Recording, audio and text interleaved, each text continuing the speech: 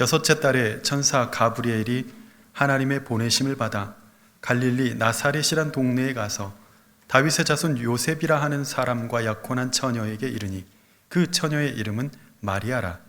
그에게 들어가 이르되 은혜를 받은 자여 평안할지어다. 주께서 너와 함께 하시도다 하니 처녀가 그 말을 듣고 놀라 이런 인사가 어찌함인가 생각하매 천사가 이르되 마리아여 무서워하지 말라. 내가 하나님께 은혜를 입었느니라. 보라 내가 잉태하여 아들을 낳으리니 그 이름을 예수라 하라. 그가 큰 자가 되고 지극히 높으신 이의 아들이라 일컬어질 것이요 주 하나님께서 그 조상 다윗의 왕위를 그에게 주시리니 영원히 야곱의 집을 왕으로 다스리실 것이며 그 나라가 무궁하리라. 마리아가 천사에게 말하되 나는 남자를 알지 못하니 어찌 이 일이 있으리이까. 천사가 대답하여 이르되 성령이 내게 임하시고 지극히 높으신 이의 능력이 너를 덮으시리니 이러므로 나실 바 거룩한 이는 하나님의 아들이라 일컬어지리라. 보라 내 친족 엘리사벳도 늙어서 아들을 배웠느니라. 본래 임신하지 못한다고 알려진 이가 이미 6달이 되었나니 대저 하나님의 모든 말씀은 능하지 못하심이 없느니라. 마리아가 이르되 주의 여종이오니 말씀대로 내게 이루어지이다 하매 천사가 떠나가니라. 아멘. 오늘 옆 사람과 이렇게 인사했으면 좋겠습니다. 하나님이 오늘도 당신에게 확신 주시기를 원합니다. 인사하겠습니다.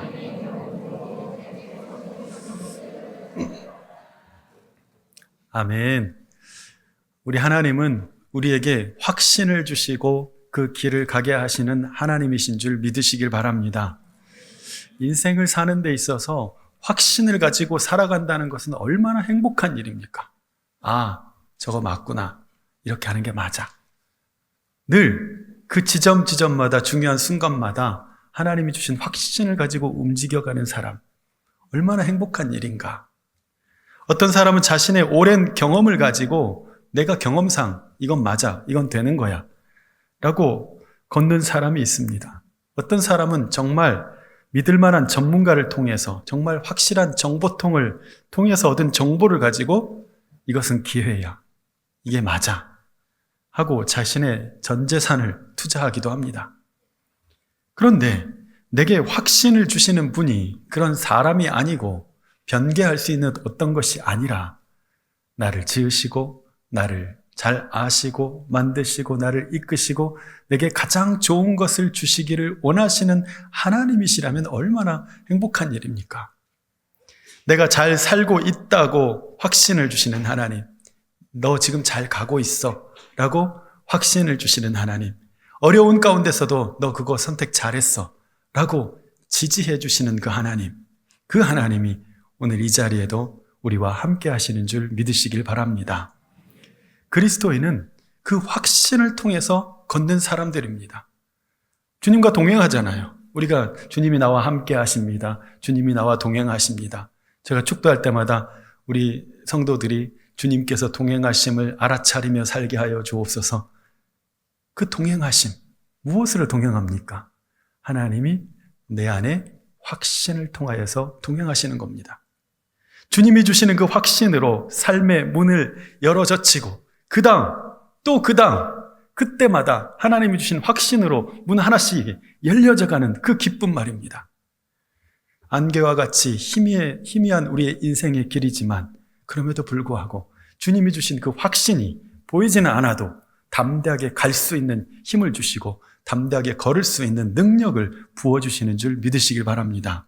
오늘 이 시간 우리 강석교회 모든 성도들에게 하나님께서 다시 너 지금 잘하고 있다고, 잘왔다고 하나님이 확신 주시기를 예수님의 이름으로 축원합니다.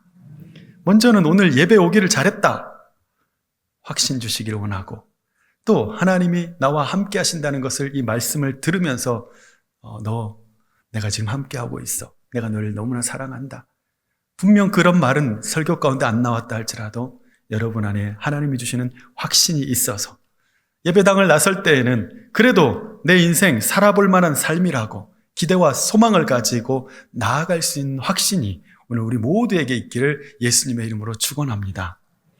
한 달 반여 동안 여호수아서를 묵상하고 이제 4월 달까지 우리는 누가복음을 쭉 볼 겁니다.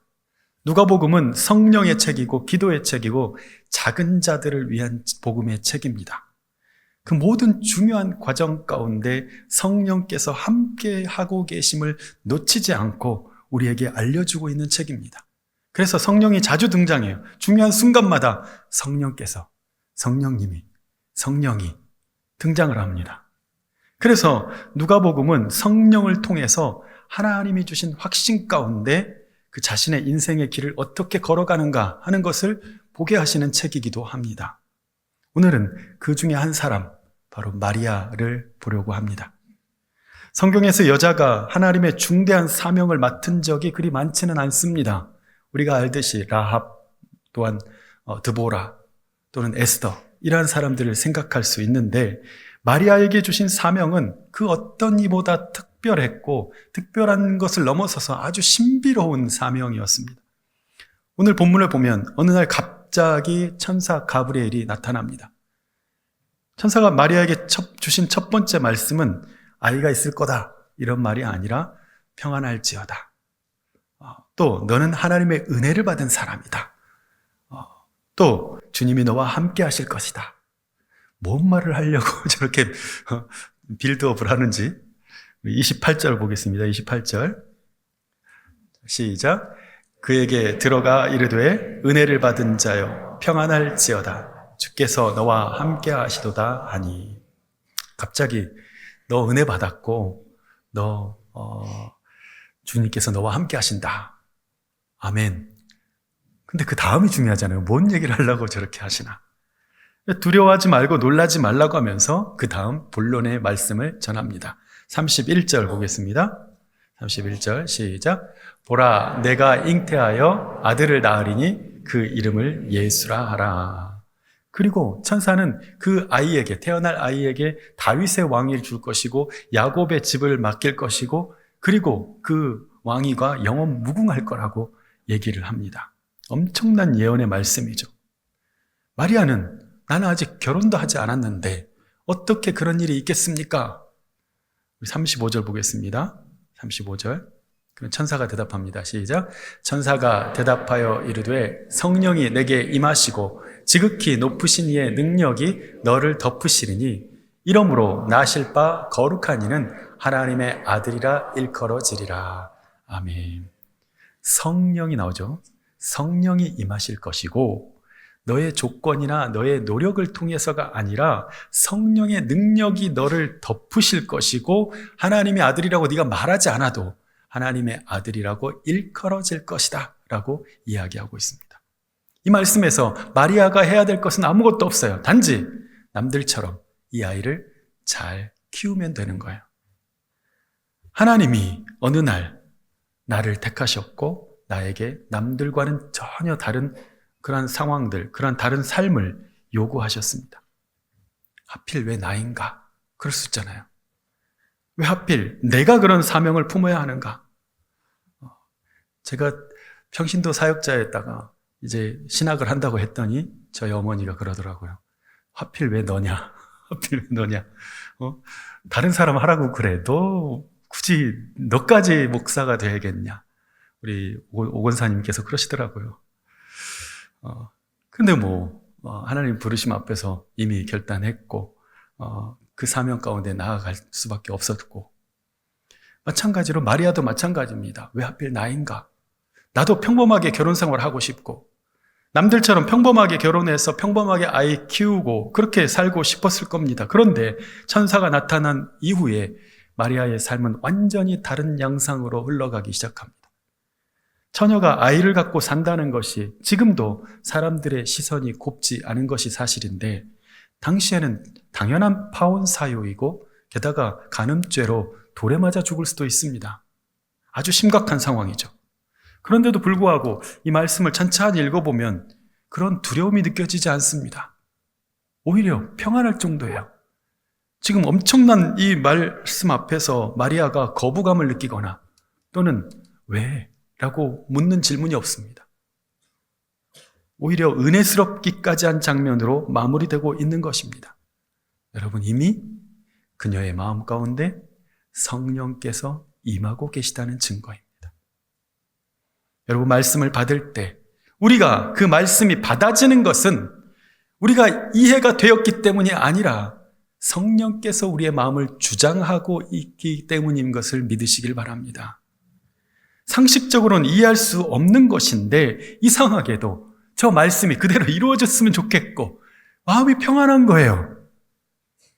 그래서 저 말씀대로 되면 좋겠다는 마음이 내 안에 충만하고 게다가 믿음의 확신이 생기는 거예요. 여러분, 성령은 말씀에 확신을 주시는 분이십니다. 그 말씀이 전혀 나와 상관없어 보이던 그 말씀이 나의 말씀이 되고 내 인생을 이끄시는 말씀이 되고 내 인생을 확신 가운데 이끌고 가시는 말씀이 되도록 성령은 우리에게 확신을 충만히 채워주시는 분이시라는 사실입니다. 마리아는 이제 응답을 합니다. 38절 읽습니다. 시작. 마리아가 이르되 주의 여종이오니 말씀대로 내게 이루어지이다 하며 천사가 떠나가니라. 아멘. 결국 마리아는 저는 주님의 종입니다. 말씀대로 이루어지기를 원합니다. 라고 순명합니다. 이것이 마리아의 삶의 시작이었습니다. 자, 이제 마리아가 확신 가운데 걸어가도록 하나님께서 어떻게 마리아와 함께 하셨는지를 한번 보십시다. 먼저 남편이 될 요셉입니다. 아직 결혼한 사이가 아닙니다. 그런데 마리아가 임신했다는 사실을 알았습니다. 요셉이 어떻게 했을까요? 다른 사람 같으면 어떻게 그럴 수가 있느냐. 그러면서 흥분해서 당장 약혼녀를 정죄하고 고발을 했을 수도 있습니다. 그러나 요셉은 그렇게 하지 않았습니다. 마태복음 1장 19절에서 20절 같이 한번 읽습니다. 시작. 그의 남편 요셉은 의로운 사람이라 그를 드러내지 아니하고 가만히 끊고자 하여 이 일을 생각할 때에 주의 사자가 현몽하여 이르되 다윗의 자손 요셉아 내 아내 마리아 데려오기를 무서워하지 말라. 그에게 잉태된 자는 성령으로 된 것이라. 아멘. 어쩌면 내 삶의 가장 큰 변수에 대해서 가장 먼저 동의를 얻어야 할 사람은 나의 배우자죠. 바로 요셉입니다. 그런데 어떻게 그걸 설명합니까? 내가 하나님과 받은 건 확실해요. 이건 진짜 빼도 박도 못하게 하나님이 주신 하나님의 약속 맞아. 그래서 나도 정말 그 순간 말씀대로 이루어지길 원합니다라고 응답을 했어. 오케이. 거기까지 내가 확신해요. 그러나 나와 함께하는 이 사람은 이건 또 다른 문제예요. 설명을 해. 아니 천사가 나타나가지고 내가 성령으로 잉태됐대. 그리고 얘기를 했어요. 만일에 이거를 받아들일 수 있는 남자가 몇이나 있을까요? 그런 게 어딨냐. 아마 그럴 것 같아요. 그렇잖아요. 이거 대단히 어려운 문제예요. 하나님의 약속의 말씀을 받았지만 확신 가운데 걸어가려고 하면 가장 큰 난관은 바로 내 옆 사람이에요. 나의 배우자. 그런데 요셉은 마리아를 많이 사랑하고 아꼈던 사람 같습니다. 그녀를 정죄하는 대신에 조용히 약혼을 끊으려고 했어요. 서로를 보호해 주려고 했던 거죠. 그러나 주님의 천사가 꿈에 요셉에게도 똑같이 나타나셔서 마리아가 성령으로 잉태했다는 얘기를 얘기해 주고 아이를 낳으면 이름을 예수라 하라. 똑같은 말을 전해줍니다. 요셉은 마리아에게 찾아가서 이제는 그 곁에 머물러주는 사람이 되고 대신 아이를 낳을 때까지 동침하지 않고 태어나자 이름을 천사가 얘기한 대로 예수라고 짓게 됩니다. 하나님은 마리아 곁에서 그 길을 지지해 주어야 할 사람 요셉에게도 나타나셔서 마리아가 갈 길을 지지해 주었습니다. 요셉이 그 꿈 이야기를 하면서 여보까지는 안 할까나? 약혼자니까 마리아 내가 이런 꿈을 꿨어. 하나님이 이렇게 나에게 말씀을 하시네. 얼마나 소름 돋았을까요?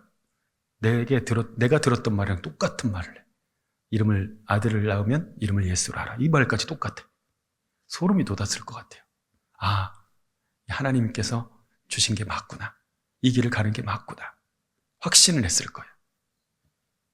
예전에 집회에서 예쁜 키보드 반주자가 열심히 집회를 하니까 앞에서 있던 청년이 그 자매를 너무나 예쁘고 은혜스럽게 피아노도 잘 치고 피도도 잘 치고, 그래서 집회가 끝나고 프로포즈를 했습니다. 집회 동안 제가 자매님이 너무 마음에 들어서 기도를 했는데 하나님이 자매님이 내 배우자가 맞다고 응답을 주셨습니다. 그랬더니 이 반주자가 황당하잖아요. 차분하게 이야기합니다. 아, 네, 형제님. 그런데 그건 제게도 매우 중요한 일인데 하나님은 왜 저에게는 말씀을 안 하셨을까요? 여러분, 한 사람 일이 아니잖아요. 한 사람 일이 아니잖아요. 아니, 그 사람한테도 중요한 일이면 나에게도 중요한 일이잖아요.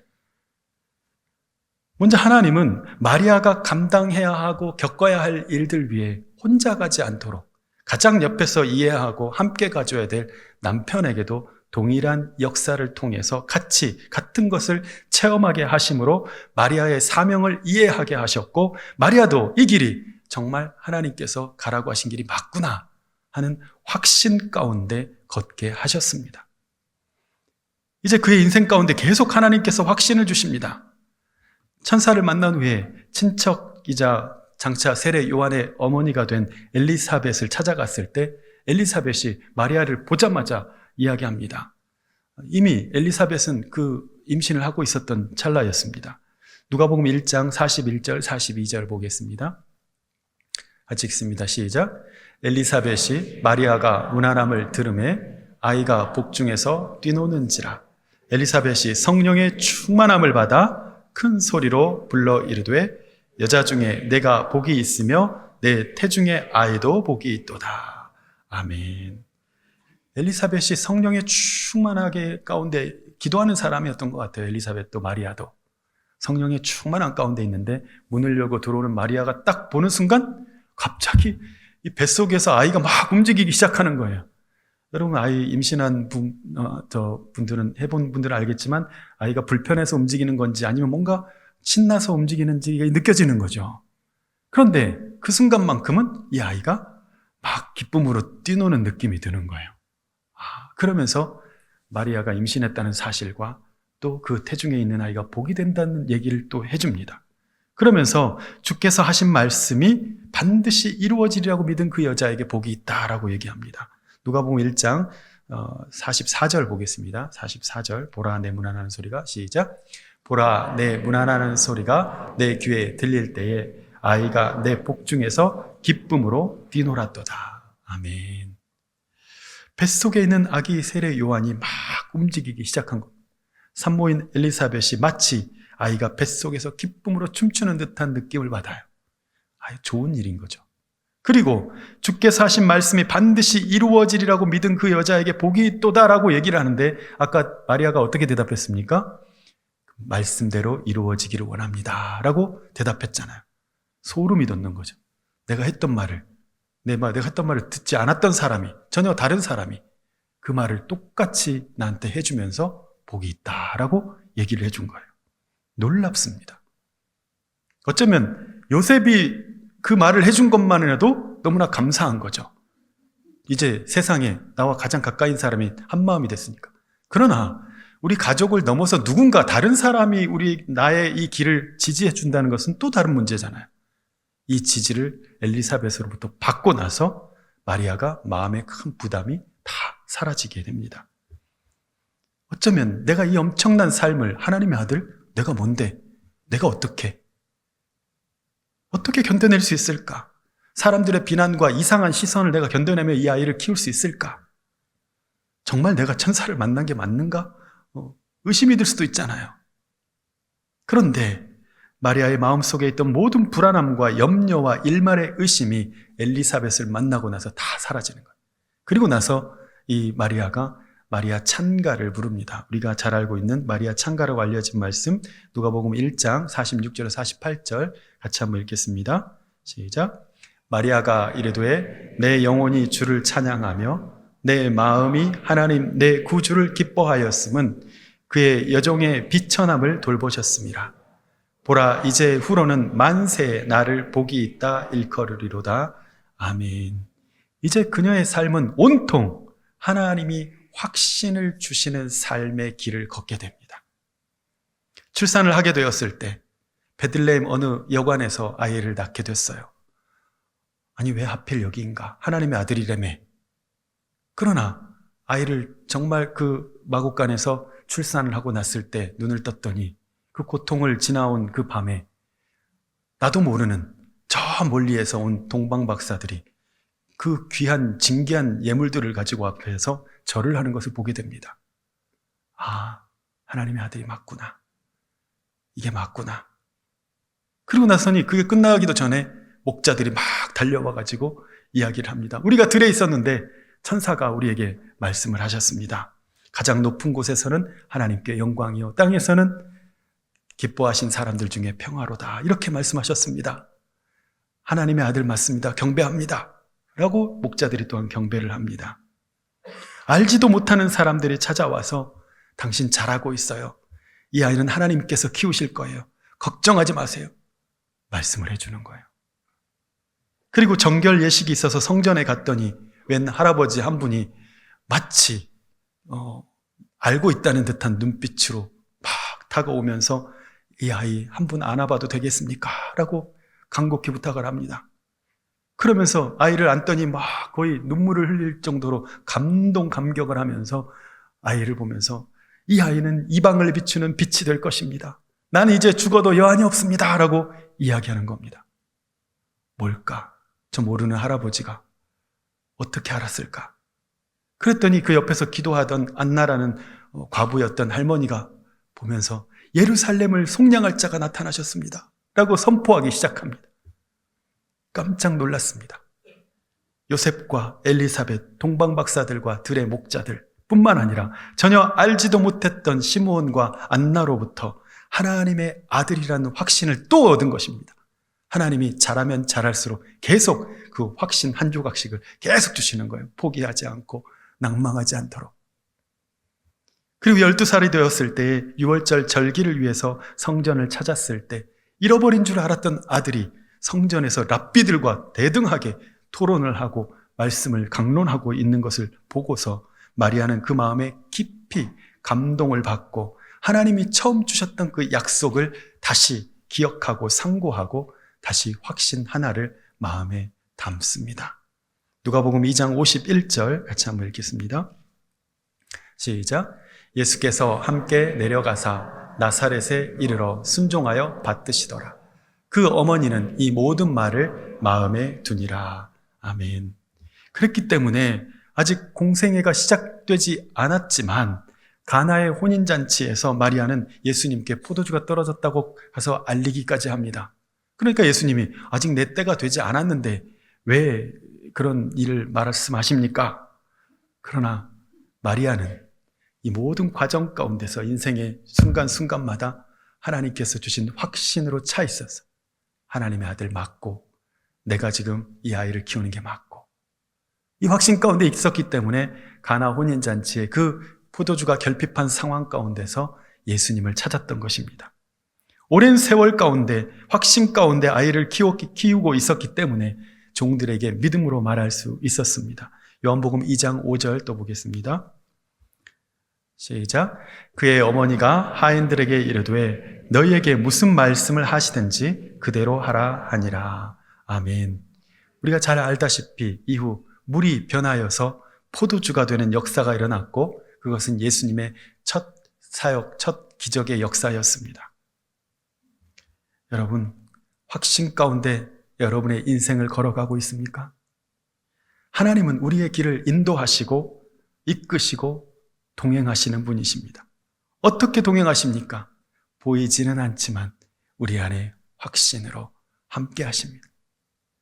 내 눈에 보이지 않을 뿐만 아니라 아무런 영향력이 없이 그저 내 옆에 있다는 머릿속에 인식으로 존재하는 것이 아니라 이미 우리에게 주셨던 말씀으로 존재하시고 그 은혜, 그 말씀으로 은혜를 받고 그 말씀을 붙들고 살아가는 우리에게 그 말씀이 맞다. 네가 가는 길 위에 내가 함께하고 있다는 것을 확신 가운데 함께하심으로 동행하고 계시는 줄 믿으시길 바랍니다. 여러분, 우리 주님은 확신을 주시는 하나님이십니다. 주님이 주시는 확신은 날마다 우리가 하나님의 자녀라는 것, 내가 구원받은 사람이라는 것을 확신하도록 날마다 우리를 강화시키십니다. 또한 주님이 주시는 확신은 우리가 하나님의 도우심을 받고 살 것을 믿게 하시고, 또한 주님이 주시는 확신은 하나님께서 내게 허락하신 이 삶, 어쩌면 다른 사람보다 기구하고 어렵고 고달픈 삶이라 할지라도 그 삶을 충분히 견딜 수 있도록 충분한 양식을 부어주시는 하나님이십니다. 빌립보서 1장 6절 말씀을 같이 한번 읽겠습니다. 시작. 너희 안에서 착한 일을 시작하신 이가 그리스도 예수의 날까지 이루실 줄을 우리는 확신하노라. 아멘. 여기서 착한 일은 도덕적인 착함이 아닙니다. 착한 일은 주님의 뜻대로 사는 일입니다. 복음을 위하여 사는 일입니다. 우리가 그 일이 이루어질 때까지 주님의 도우심을 계속 받을 겁니다. 낮의 해와 밤의 달이 너를 상치 않겠네. 하나님의 도우심이 계속적으로 있음으로 인하여서 왜 돕습니까?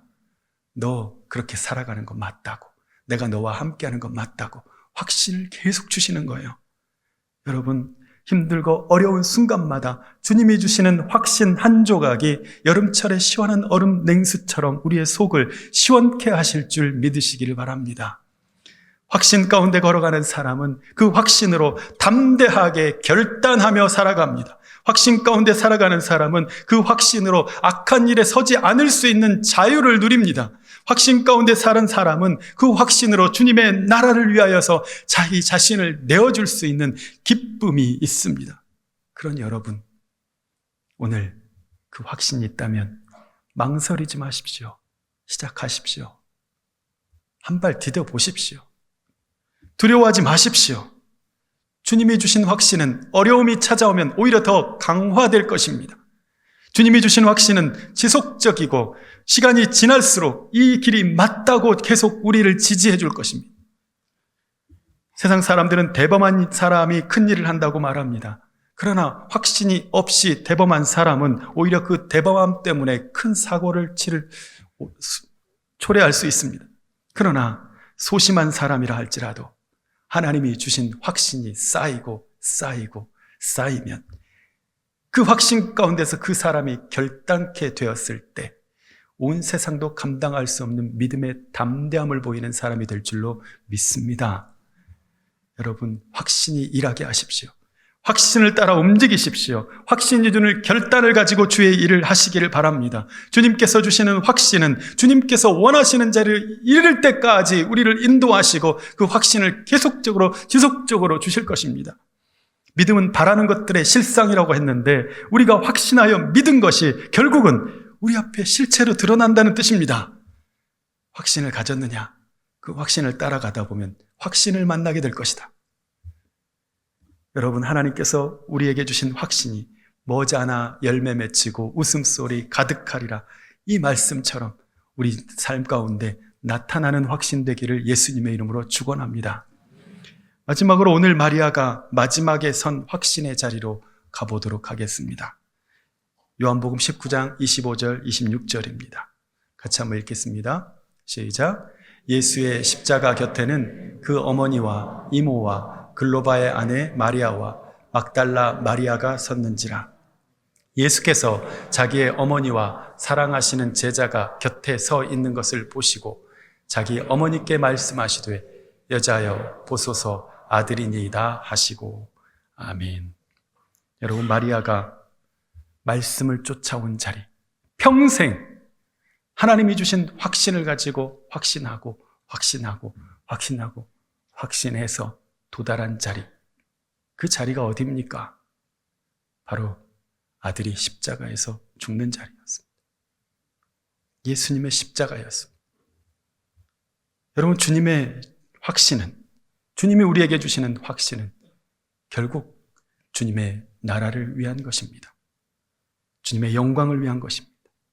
마리아가 큰 신비를 경험하고 그 아이를 잘 키우는 것이 내게 복이었고 그 아이를 잘 키우는 것이 하나님의 나라를 위한 것인 줄을 알았고 또 그렇게 하나님이 그 아이의 비범함을 보게 하셨고 큰 사역을 하는 것을 보았지만 결국 마지막 큰 사역 앞에 서 있는 이 어머니의 마음은 주저앉을 수밖에 없었을 것입니다. 그러나 마리아는 33년의 긴 시간 동안 주님께서 주시는 충분한 확신을 통해서 십자가에 달리신 자신의 아들, 아니 십자가에 달리게 하신 하나님 아버지의 마음을 흐느끼기 시작합니다. 미켈란젤로의 피에타상을 보게 되면 어쩌면 바로 이것이 그가 그토록 큰 확신과 지속적인 확신이 필요했던 이유였을지도 모릅니다. 크게 절망하지도 않고 담담하게 아들의 시신을 붙들고 있는 어머니의 모습. 네가 걷는 이 길이 맞다. 너 잘하고 있다. 때마다 일마다 주님은 마리아의 마음에 확신을 주셨습니다. 그래서 이때까지 하나님의 아들을 잘 맡아 키웠습니다. 그러나 그 확신의 끝에 선 것은 십자가에 달린 아들의 죽음이었습니다. 여러분, 주님께서 주신 확신은 우리의 인생의 길을 지지합니다. 그러나 그 인생은 나 잘 먹고 잘 살라고 주신 확신이 아니라 그 확신을 따라가다 보면 내가 져야 할 십자가가 있고 그 십자가의 제물이 되어도 기꺼이 받아줄 수 있는 만큼의 확신을 하나님께서 주셨다는 것을 깨닫게 됩니다. 어떤 에게는 지금 방황하는 인생의 길 위에 어떤 선택을 하며 좋은지에 대한 확신이 필요한 사람도 있고, 어떤 에게는 지금 하나님을 위해서 내가 무엇하며 살아야 되는지에 대한 확신이 필요한 사람도 있지만, 어떤 이에게는 지금 내 인생 후회 없이 하나님의 영광을 위하여, 하나님의 나라를 위하여 기쁨의 제물이 되어도 좋다는 순명의 확신 앞에 서 있는 사람도 있을 것입니다. 오늘 여러분에게는 어떤 확신이 필요합니까? 확신이 이미 충분하다면 결단이 필요합니다. 결단을 했다면 이제 시도할 수 있는 담대함이 필요합니다. 한 발을 내디딜 수 있는 믿음이 필요합니다. 그 확신들이 쌓이면 언젠가 내 인생의 서사의 종착지, 내가 감당해야 할 십자가 앞에 서게 될 것입니다. 그때에 그동안 충분한 확신 가운데 걸어왔기 때문에 내 앞에 놓여진 이거라도 이 십자가 앞에서 두려워하지 않고 망설이지 않고 지금까지의 확신들만으로도 충분한 그 십자가를 짊어질 수 있는 성령의 충만한 은혜가 저와 여러분에게 있기를, 그리고 그 모든 확신들의 조각이 그 십자가 앞에서 완성이 되어서 내 인생 그래도 참 멋진 소풍이었다고 말할 수 있는, 고백할 수 있는 저와 여러분의 삶이 될 수 있기를 예수님의 이름으로 축원합니다. 기도하겠습니다. 하나님, 확신이 필요한 자에게 이미 확신을 주고 계시는 하나님을 발견하게 하옵소서. 확신이 더 필요한 자에게 성령의 충만함으로 채우사 이미 주님께서 날 돕고 계시고 나와 함께하고 계심을 발견하게 하여 주옵소서. 그 모든 확신들로 우리 인생의 십자가 앞에 서는 날 망설이지 않고 주님의 뜻을 기쁘게 순명할 수 있는 충분한 확신에 찬 순명이 우리에게 있게 하여 주옵소서. 예수님의 이름으로 기도드립니다. 아멘.